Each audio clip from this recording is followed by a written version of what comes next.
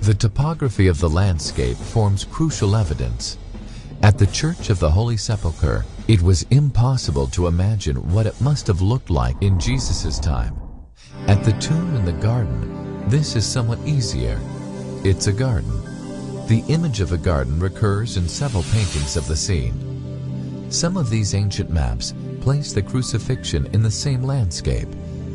Might it be that some of these depictions are based on knowledge which is now lost to us? The team visited the Jewish National and University Library in Israel to confirm the date of these ancient maps. Dated 1584, 300 years before the Garden Tomb was discovered. This map shows us an imaginary depiction of biblical Jerusalem. We can see here, for example, Jesus and the course he made through the city until the place of the crucifixion. The original map was printed in Köln in 1584 by Christian van Adukem. Considered a very important depiction of Jerusalem. Published at the beginning of the 17th century,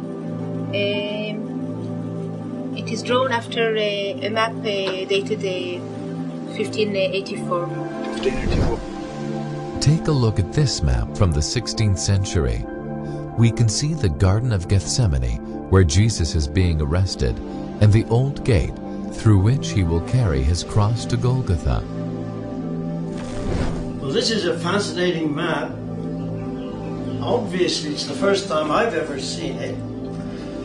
The salient points that are important is way up at the top is the Mount of Olives. And when the New Testament speaks of a garden, it speaks of either a citrus grove or an olive grove, and that's an olive grove. And the Mount of Olives will bring right down through into Gethsemane.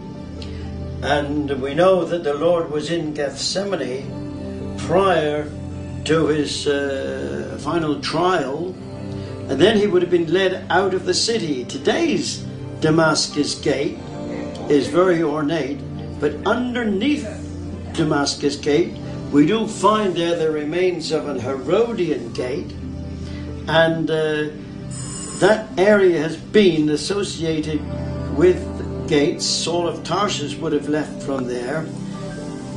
The great sacrifice got to be on the side of the north according to Levitical law, and this picture down here that they've drawn in of the crucifixion site does appear to be on the side of the north, and it is outside the gate, and the writer to the Hebrews makes that abundantly clear. And Roman law said crucifixion had to be outside city precincts. So I find this fascinating, and it could well be that this is something that of great interest, frankly, that I've never seen before. If we now turn the picture like this to match up with a modern map of Jerusalem, we can see how closely the main features agree. The site of the crucifixion lines up with the place of the skull, and the location of Jesus' tomb lines up precisely with the tomb in the garden. One of the maps shows the tomb of Saint Stephen, who was the first disciple to be martyred. This tomb is just yards away from the garden, and the team went in search of it, finding a church dedicated to Saint Stephen on the exact spot.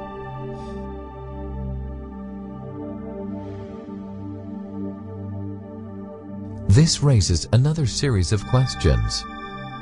How did the printmaker know of these locations? Both these sites were covered in rubble and not fully excavated until the 19th century. The city boundaries have changed and the walls have been rebuilt. But if we remove this section, we find Golgotha, both on a corner and outside the city walls, exactly where it should be according to the Gospels.